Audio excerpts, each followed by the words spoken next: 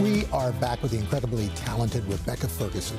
She starred alongside Tom Cruise in the Mission Impossible film series. More recently, on the post-apocalyptic series Silo, which is heading into its third season. And now, Rebecca is stepping into the Peaky Blinders universe. Nearly 4 years after the series finale, the franchise is back, and this time on the big screen with it's a new film. It's called Peaky Blinders, The Immortal Man. So the movie finds Tommy Shelby pulled back into a dangerous new chapter. Rebecca stars as a medium whose powerful connection to Tommy's son could shape the future of the Shelby family. Your son is in trouble. He's working with evil men. Men who would destroy our people, gypsy people. I do not engage in that kind of work anymore. If you agree to go back and save your son, my sister and I will help you find peace. Rebecca, good morning. Thanks for being here. Thank you. So what's it like? I mean, so many of us are a fan of Peaky Blinders, the series. I know you watched the first few seasons. So to go from a fan of the show to actually be in it, what is that like? I think I didn't feel like I came from being a fan of the show and then being in a film. I think I have watched it and appreciated it and really enjoyed it. I understand why people get devoted into that world, because it's world building.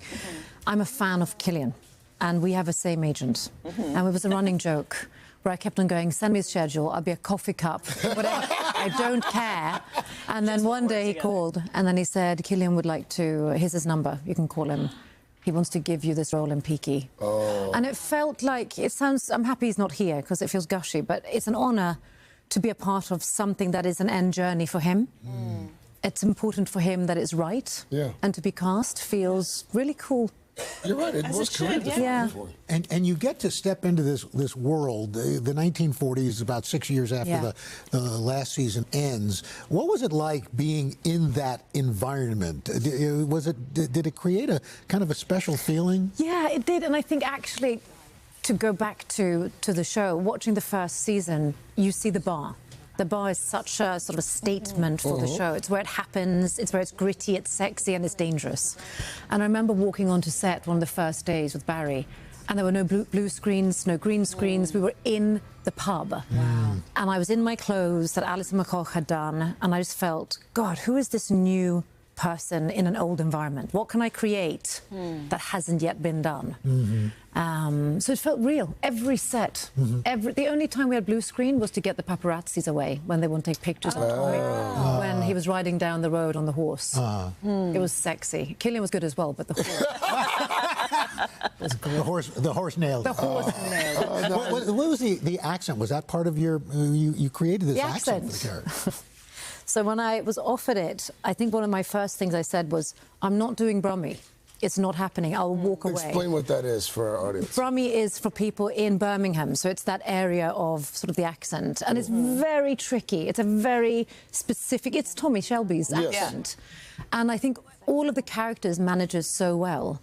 And I think what was interesting with this role is she is a part of the family, but she's also very separate. She comes from another kind of world. She's a traveller who has old links. So we thought if we do a different accent, it will separate her from the sort of frequency that we're so used to. And also, I didn't have to do Brummie. Right, exactly. I sold it. I want to talk about your other project that I've come to just love over the last couple of years. You just wrapped season 4 of Silo. I did.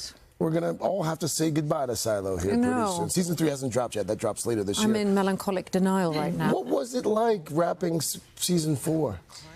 It was the longest breakup I've ever been through. I felt like because we've been working for 5 years and we are such a tight team, and not just actors, the whole crew. We are 700 people, 3 units, right? And I think every day for the last 2 months has been someone's goodbye. So you sit and you go through the feelings and you see their eyes, and it's their last scene, their last take. And it's a repetition of that emotion. So I feel drained, I feel sad, I feel a bit lost. And also there's a freedom and something, we've achieved something spectacular. Like season 3 and 4, they are... Even better than seasons 1 and 2. They are, I shouldn't say, but yeah, they really are. That's saying something. Yeah. Okay. And for us, we still get to experience it, so... There's one specific episode I want to ask you about from season 1, but I'll do that off camera. Oh, okay. And we like that you enjoyed our couch. You seem very I love this comfortable. couch. It feels safe. You can hold on to it. Yes, yes. When you're uncomfortable. That's important on a couch. Rebecca, thank you so much. Thank you. And Peaky Blinders, The Immortal Man, is in select theaters now and hits Netflix on March 20th. Hey, thanks for watching. And don't forget, you can catch the Today Show every morning on NBC or take Today when you're on the go. Just follow the Today podcast on Apple Podcasts, Spotify, or wherever you listen.